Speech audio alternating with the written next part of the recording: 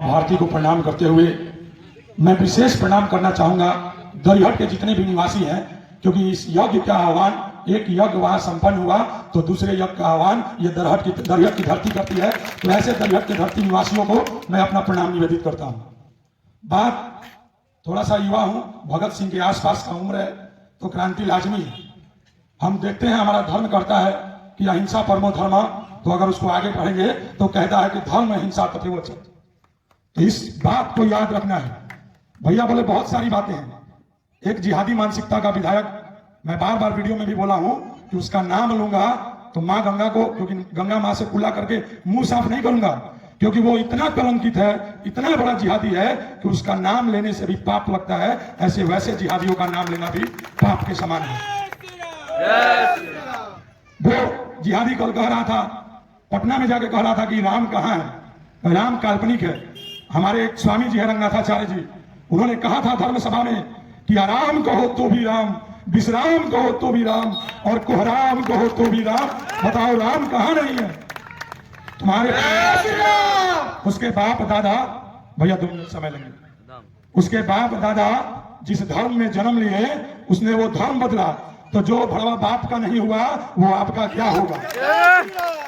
उसके बाप दादाओं ने जिस हिंदू पद्धति को माना, जिस सनातन संस्कृति को माना, वो भड़वा ना सनातन मानता है, ना हिंदुत्व को मानता है, ना सनातन को मानता है। तो वो भड़वा एक, मैं देखिए, अगर किसी का जन्म होता है तो उसका पिता कौन है उसकी सिर्फ माँ जानती है, लेकिन उससे पूछिएगा, डीएनए जांच कराइएगा तो उसकी माँ कहेगी, मैं माँ के मंडप में उसकी माँ को कलंकित नहीं करूंगा, उसका डीएनए जांच कराइएगा तो उसके पूर्वजों से अलग उसका संबंध निकलेगा, वो हिंदू सनातन का नहीं है। वरना नाम बताएं, ये फतेह हिंदू शब्द में शब्द कहा, फतेह शब्द जो है वो हिंदू धर्म में कहा। और आप कहता है कि हम विधायक है, पटना फरियाओं के घर में होकर मुंह इतना है कि जाके बिल में घुस जाते हो। इस मंच के माध्यम से मेरा कार्य शैक्षणिक क्षेत्र में था, विद्यार्थी परिषद का कार्य करता हूं, लेकिन धर्म क्षेत्र में जब भी जरूरत पड़े तो ये 6 फीट का शरीर 90 किलो वजन के साथ किसी से जिहादी से लड़ने के लिए तैयार है। जय श्री राम। विधायक कहता है कि गोपिया यशवा एक बाबू अमित जी हैं और अब सबको मारेंगे, केस करेंगे। गोपी भैया को कहेंगे उसको सुविधा देते हैं, हम लोग कोर्ट पर चलते हैं। यकीन मानिए मनोज अज्ञानी बड़े भाई हमारे थे, हम लोग जाके 4 घंटा 5 घंटा रहे, लेकिन वो जिहादी वहां आया ही नहीं। और एक काम मैं कहना चाहता हूं, अशोक भैया आपसे कहना चाहता हूं कि जिस भगवा को लेकर हम लोग चल रहे हैं, भगवा एक दिन उनके होटल में बैठे थे तो उसी का एक चेला कह रहा था कि अरे भगवा, तुम लोग भगवा भगवा करते हो, तो हम कहते हैं कि भगवा तो आग भी है, अग्नि का ज्वाला भी है, तो उस ज्वाला पर जो प्रसाद बनता है, जो भोजन बनता है, उसको ग्रहण करना छोड़ दोगे क्या? क्योंकि वो भी अग्नि के ज्वाला पर बनता है और अग्नि का ज्वाला भी भगवा ही होता है। जिस सूर्य के किरणों को हम लेकर, ओकरा भाषा में विटामिन डी कहा जाता है, जिस सूर्य की किरणों को हम लोग लेते हैं, उसकी किरणें भी जब निकलती हैं तो वो भी भगवा होती है। क्या वो इनकार कर देगा क्या कि हम भगवा किरणों को अपने शरीर में समाहित नहीं करेंगे? आज इस मंच के माध्यम से धन्यवाद के पात्र है हमारे बड़े भाई अशोक भैया। बातें बहुत है कहने की, लेकिन हम क्यों भूल जाते हैं? हम कह रहा था कि हम तो राष्ट्रीय नेतृत्व, हमें पार्टी के बारे में टिका टिप्पणी नहीं करता, उसको सोचना चाहिए। महात्मा गांधी, विशेष मैंने वीडियो में बोला है, महात्मा गांधी का तस्वीर लगाता है, महात्मा गांधी को कहता है कि मानते हैं, वो तो सुप्रीम कोर्ट की अवहेलना करा कि राम काल्पनिक थे। तो सुप्रीम कोर्ट में तुम्हारे बाप लोगों ने बैठकर जो फैसला दिया, 500 वर्षों का संघर्ष जो सफल हुआ, सुप्रीम कोर्ट झूठा है क्या कि जो राम के अस्तित्व को बतलाता है? मैं आप लोगों से पूछना चाहता हूं, ऐसा विधायक जो कि सिर्फ सनातन पे प्रहार, यही होता है दशहरा पूजा में कह दिया जाता है कि बैंड बाजा नहीं बाजेगा, और बहुत सारे दूसरे समाज के लोग नहीं, हमारे समाज के लोग, हिंदू समाज के लोग कहते हैं अरे बाजा ना बाजी तो पूजा ना हुई। अरे पूजा उत्सव का विषय है। एक घर बहुआ के बर्थडे होला तो 10-10 गो बॉक्स बनवा लगेगा। अब तो हमारे माता के अवतरण दिवस, दशहरा, दुर्गा पूजा, दीपावली, सब हमारा आराध्य देवी देवता के पूजा है, तो हम अपन उत्सव में बॉक्स बजाना लगाई। हम ओकरा खातिर माफी चाहम, लेकिन संवैधानिक तरीके से ही अगर प्रशासन भी तर्क करे, प्रशासन को भी झुकना पड़ेगा।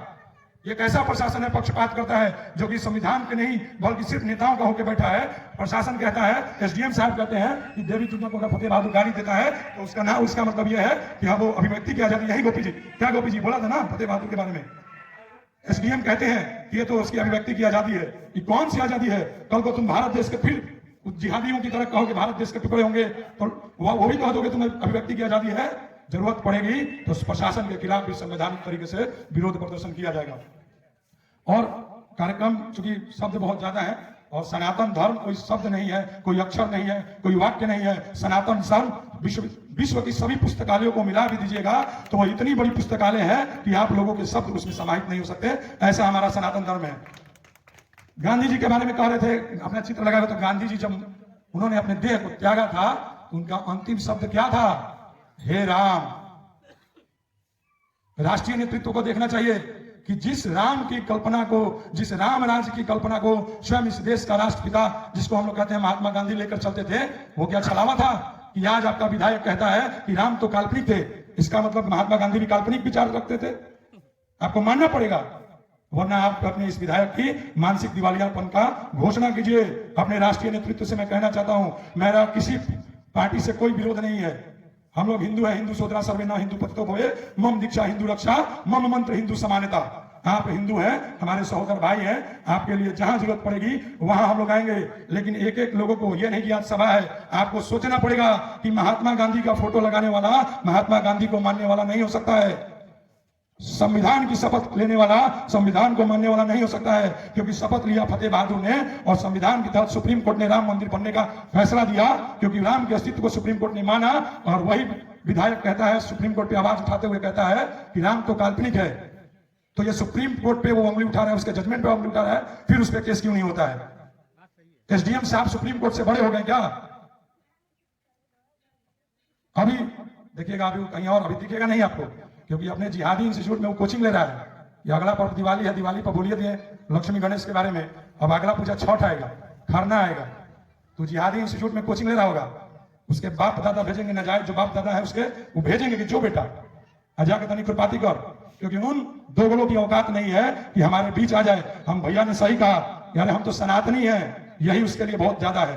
क्योंकि हम पेड़ पौधों को पूजते हैं, तुलसी को भी मां मानते हैं, पशु पंछियों को पूजते हैं, गाय को भी मां मानते हैं, मिट्टी को भी पूजते हैं, मिट्टी को भी मां मानते हैं। तुम चलते भी मेरी मां पे हो, ये मां ही है जो तुमको उठाए हुए है। तुम दूध भी पीते हो तो गौ माता का पीते हो, और जब तुम्हें खांसी का कड़वा हो जाता है तो उसी तुलसी का काढ़ा भी पीते हो। तो तुम हमारी मां से अलग कैसे हो? बस अलग तुम इतना ही हो कि तुमने किस, हमारा डीएनए जांच, भैया मैं कहूंगा, पत्रकार कमलेश भैया बैठे हुए हैं, मैं क्षमा चाहता हूं, अभिवादन छोड़ दिया, क्योंकि ये मंच अभिवादन का नहीं है। हम विकास जी रात में बैठे हुए थे, वो जो एक एक फोटोग्राफ निकाला था रात में 1:30 बजे तक, क्योंकि अंदर से खुन्नस होती थी। और जातिवाद में तोड़ते हैं कि फलाना है। अगर मैं सिर्फ बजरंग दल के कार्यकर्ताओं को जोड़ा दूंगा, गिनवा दूंगा, तो मुझे लगता है कि मैं इकलौता ब्राह्मण होऊंगा उस समिति में। लेकिन मुझे कभी बैकवर्ड फॉरवर्ड वाला ये कभी महसूस मेरे भाइयों ने नहीं होने दिया। वो जो बुलेट भी देखे, वो बुलेट हमारा नहीं है, बजरंग दल का कार्यकर्ता है, कहता है कि तेल डलवाइए, था तेल हम डलवाते हैं, बाइक हम देते हैं, गाड़ी हम देते हैं। आप सिर्फ धर्म का काम किया, सब वो लोग करते हैं। तो वैसे ये भाई हमारा बेटा है, भाई खड़े हुए, जी जी भैया क्षमा चाहते हैं। जानना जरूरी है कि धर्म के रक्षक कैसे होते हैं। ये भाई हमारा दिन भर धर्म का काम करता है, तो शाम में एनी कार्ड में लगाकर बेदाम बेचता है। कहा खुद को बड़े कहने वाले महलों में रहने वाले लोग, और भैया लोग विधानसभा के प्रत्याशी, चाहे समीर भैया हो, राजू जी हो, रिंकू जी हो, दोनों बड़े भाइयों से कहना चाहूंगा कि अब भैया बयान देने से नहीं होगा। आप लोगों को भी, अब आपकी पार्टी राष्ट्रीय नेतृत्व से कहकर भी उस जिहादी विधायक पर केस करवाना होगा। ऐसा मैं, हो सकता है मैं मंद बुद्धि हूं, कुछ कह जाऊं, लेकिन भैया सिर्फ मीडिया में बयान अब नहीं चलेगा। आप लोगों से आग्रह है, हमारे अग्रज हैं, और इस यहाँ पे तो अग्रज की पूजा लक्ष्मण जैसे राम को पूजते हैं, हम ही आपको पूजेंगे। बस आग्रह सिर्फ इतना है कि जब वार हमारे सनातन पे हो, तो आप लोग एकत्र होकर सनातन के लिए खड़े हो। ये बार बार कह रहा हूं कि ये 6 फीट शरीर का जो बंदा खड़ा है, ऐसे भाई खंदे हो, धर्मवीर जी हैं, क्षत्रिय हैं, लेकिन किसके लिए खड़े होते हैं? जब भी कोई कह देता है खड़े हो जाते हैं, और परिचय क्या देते हैं कि हम हिंदू हैं, दिन भर साइकिल से काम करेंगे। क्यों नहीं वो बाहर जाते हैं? काम नहीं मिलता है? और इतना बड़ा शरीर है, बड़ी गाड़ियों का तो 1-2 लाख रुपया मिल जाए, हमने उनको मिल जाए, लेकिन किसके लिए है?